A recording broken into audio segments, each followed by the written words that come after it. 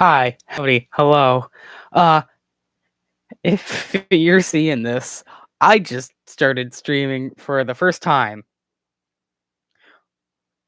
I am absolutely terrified, which I mean, I think I could probably be allowed to do that for. Like I don't know what I'm doing. This is my first, second ever stream. I did one stream before this on Twitch, and it pretty much sucked because I couldn't get a mic to work. I mean, I could probably get my mic to work now and do a couple of streams there and also here, like on with my Xbox, but now my friggin' TV isn't working, so I can't play my Xbox. Like my, so that's nice. Yeah. So I've thought of a different thing to do that I'm not sure if you can hear. Basically, uh, I'm going zoo. I still don't know. I hope this doesn't result in the feedback loop, and if it does, that's hilarious.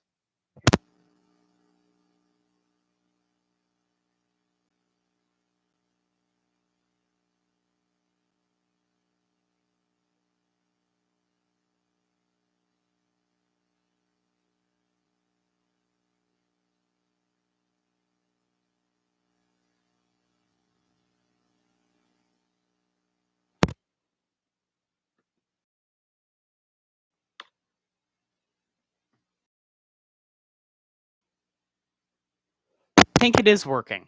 Yeah, sometimes.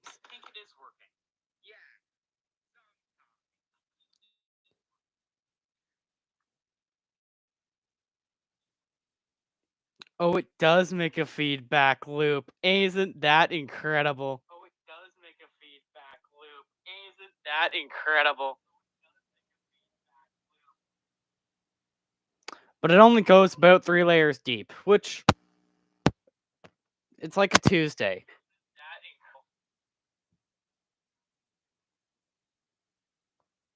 But it only goes about 3 layers deep, which it's like a Tuesday. Okay, I'm gonna turn off my.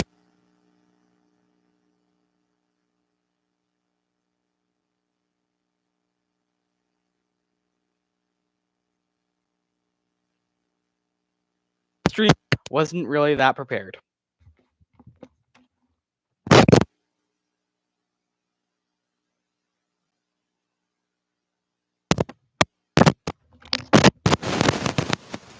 And I'm back.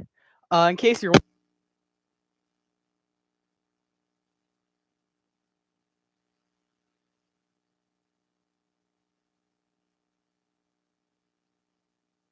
instead a masking tape, and yeah, it works. It's just white.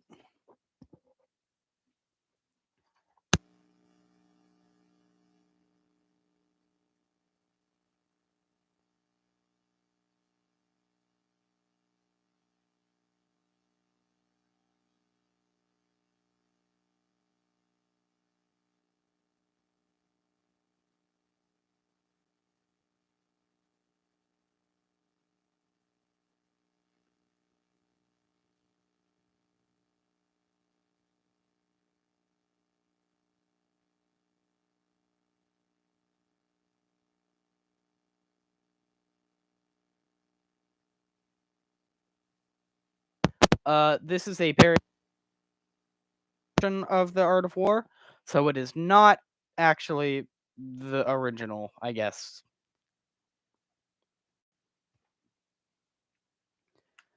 Just gonna see if I can make it so I can hear myself, but I guess not, which is fine. The art of war, then, is governed by 5 constant factors to be taken into account in one's deliberations when seeking to determine the conditions obtaining in the field. Those are the moral law, heaven, earth, the commander, method, and discipline. The moral law causes people to be in complete accord with their ruler, so that they will follow him regardless of their lives dismayed by any danger. Heaven signifies night and day, cold and heat, times and seasons. Earth comprises distances, great and small, danger and security, open ground and narrow passes, the chances of life and death. The commander stands for the virtues of wisdom, sincerity, benevolence, courage, and strictness. By method and discipline are to be understood the marshaling of the army is in its proper subdivisions, the graduations of rank among officers, and maintenance of roads by, by which supplies may reach the army and control the military expenditure. These five heads should be familiar to every general. Who he who knows them will be victorious. He who knows them will not fail. Therefore, in your deliberations, when seeking to determine the military conditions, let them be made the basis of a comparison. In this wise, which, of the two sovereigns is imbued with moral law? Which of the two generals has the most ability? With whom lie the advantages derived from heaven and earth? On which side is discipline most rigorously enforced? Which army is stronger? On which side are officers and men more highly trained? In which army is there greater consistency in both reward and punishment? By the by means of these seven considerations, I can forecast victory or defeat.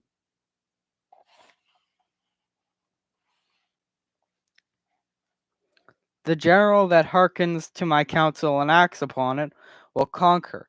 Let such a one be retained in command. The general that hearkens not to my counsel nor acts upon it will suffer defeat. Let such a one be dismissed.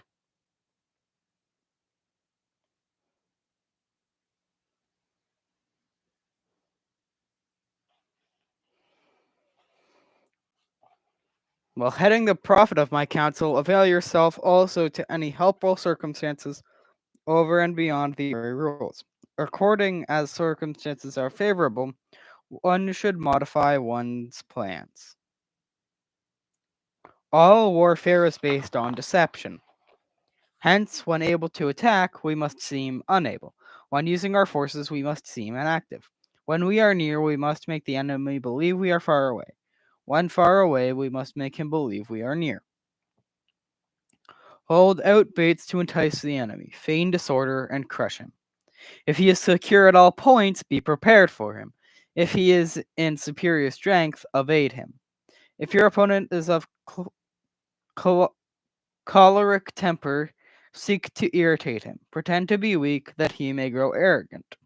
If he is taking his ease, give him no rest. If his forces are united, separate them. Attack him where he is unprepared, appear where you are not expected. These military devices leading to victory must not be divulged beforehand. Now the general who wins a battle makes many calculations in his temple ere the battle is fought. The general who loses the battle but makes few calculations beforehand. Thus, do many calculations lead to victory, and do few calculations lead to defeat. How much more no calculation at all? It is by attention to this point that I can foresee who is likely to win or lose. Chapter 2 Waging War. Sun Tzu said, in the operations of war, there are in the field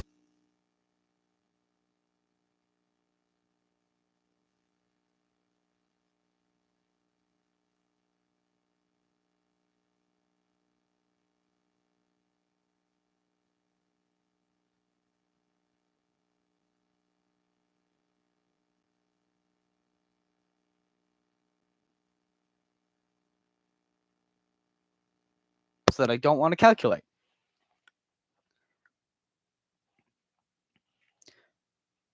The expenditure at home and in the front, including entertainment of guests, small items such as glue and paint, and sums spent on chariots and armor, will reach the total of 1,000 ounces of silver per day. Such is the cost of raising an army of 1,000 men. When you engage in actual fighting, if victory is long in coming, then men's weapons will grow dull and their odor will be dampened. If you lay siege to a town, you will exhaust your strength. Again, if the campaign is protracted, the resources of the state will not be equal to the strain.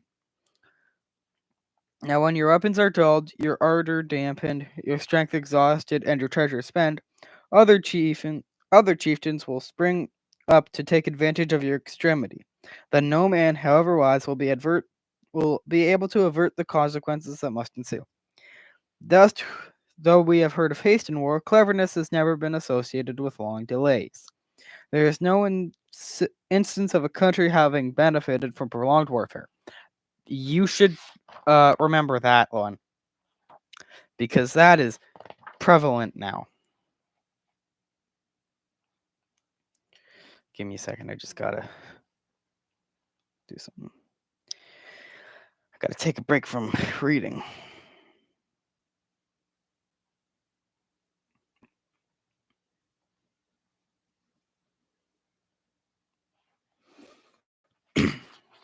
It is only one who is thoroughly acquainted with the evils of war that can thoroughly understand the profitable way of carrying it on. The skillful soldier does not raise a second levy, neither are his supply wagons loaded more than twice. Bring war material with you from home, but forage on the enemy. Thus, the army will have enough food for its needs. Poverty of state, that word, exchequer, causes an enemy to be maintained by contributions from a distance. Contributing to maintain an army at a distance causes the people to be impoverished. That's a nice picture. On the other hand, the proximity of an army causes prices to go up, and high prices cause the people's substance to be trained away. When their substance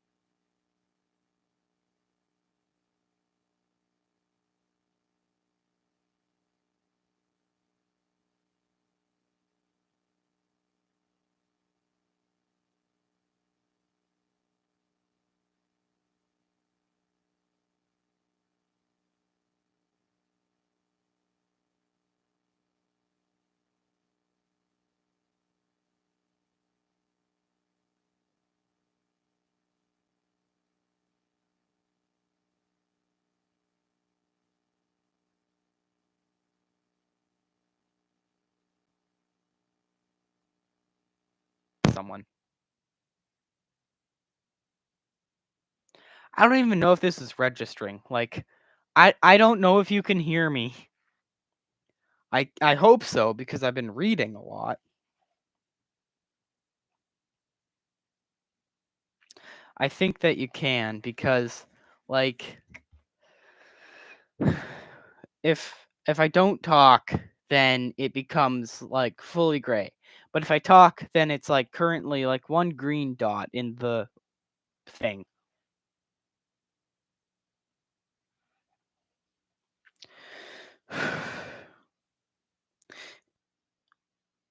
This is called using the conquered foe to augment one's own strength.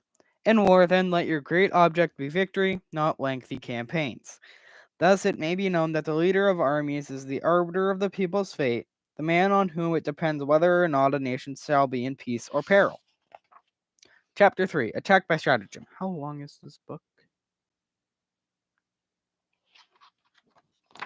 Okay. Sun Tzu said in The Practical Art of War, the best thing of all is to take the enemy's country whole and intact. To shatter and destroy it is is not so good. So too, it is better to recapture an army than to destroy it. To capture a regiment, a detachment, or a company entire than it is entire than it is to destroy entire than to destroy them. Ugh. Hence, to fight and conquer all your battles is not supreme excellence. Supreme excellence consists in breaking the enemy's resistance without fighting. Thus, the highest form of generalship is to bulk the enemy's plans. The next best is to prevent the junction of the enemy forces. The next in order is to attack the enemy army in the field, and the worst policy is to besiege walled cities. The rule is not to besiege walled cities if it can possibly be avoided. The preparation of mantlets, movable shelters, and various implements of war will take up 3 whole months, and the piling up of mounds against the walls will take 3 months more. The general, unable to control his irritation, will launch his men into the assault like swarming ants, with the result that 1/3 of his men are slain, while the town still remains untaken. Such are disastrous effects of a siege. Therefore, the skillful leader subdues the enemy's troops without any fighting. He captures their cities without laying siege to them. He overthrows their kingdom without lengthy operations in the field. With his forces intact, he will dispute the mastery of the empire, and it's only been 16 minutes.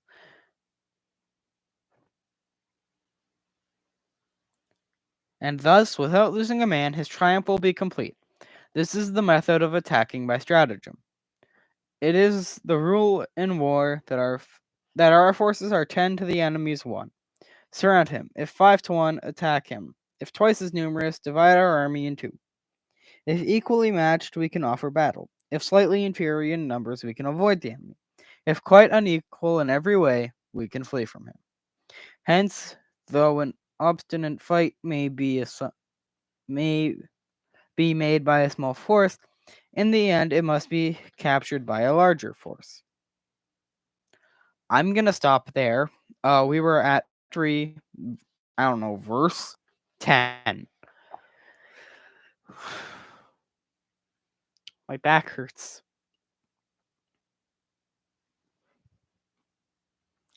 Uh,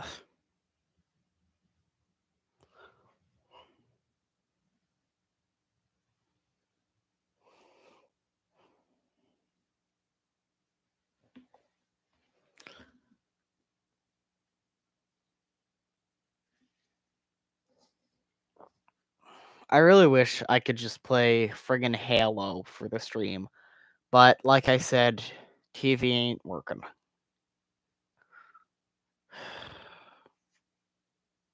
Well, my living room TV is still working, but I don't want to move all of my Xboxes. Well, I don't want to move my Xbox out right now because I'm, in the middle of a stream.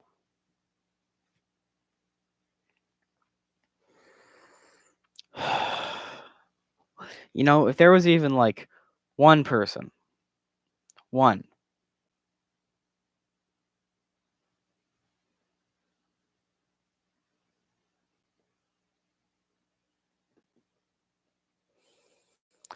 But no, no one's here.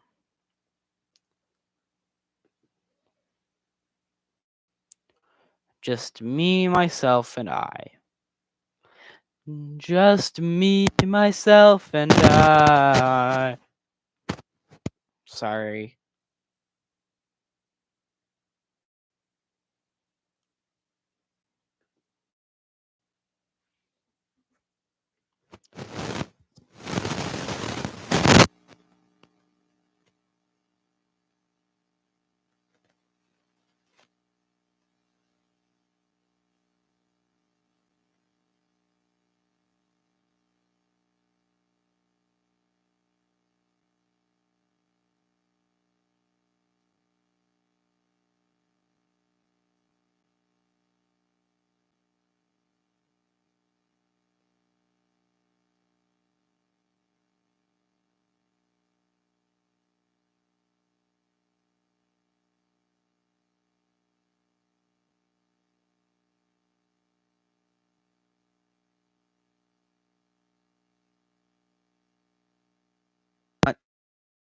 actually covering.